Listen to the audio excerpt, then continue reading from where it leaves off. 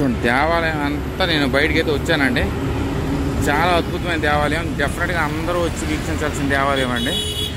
మనకి కరెక్ట్గా మనకి జూ ఉంది కదా, జూకి సమీపంలోనే ఈ మందిర్ అయితే ఉంది. So very good afternoon from Swami Narayan Mandir అండి. ఈ మందిర్ అనేది మనకి జూ సమీపంలో మనకి నేను ఇలా వచ్చేటప్పుడు దామస్ బీచ్కి వెళ్తున్నాను. ఆ దామస్ బీచ్ కూడా హాంటెడ్ ప్లేస్. ఆ సమీపంలో అయితే ఈ దేవాలయం, ఈ మందిర్ అయితే నేను చూశాను. చాలా అద్భుతం. ఇదిగోండి, ఇదంతా స్వామి నారాయణ మందిర్. ఇది చాలా అంటే చాలా బాగుంది. SMVS స్వామి నారాయణ మందిర్ ఇదంతా.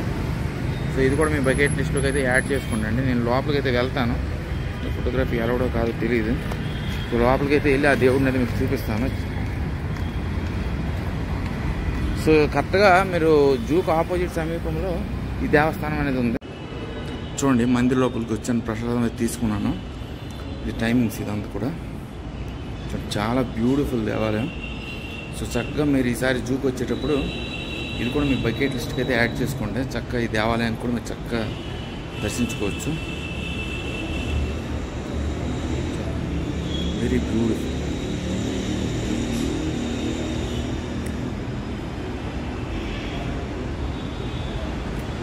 చాలా అద్భుతంగా ఉంది దేవాలయం.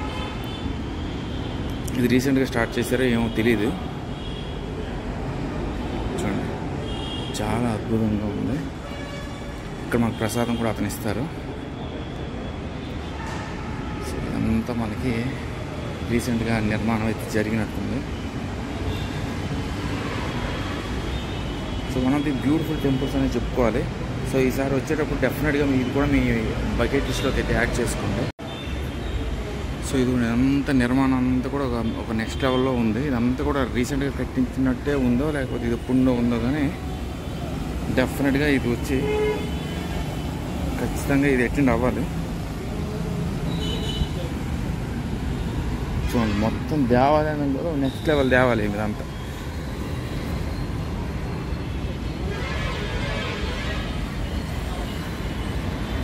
స్వామినారాయణ దేవాలయం.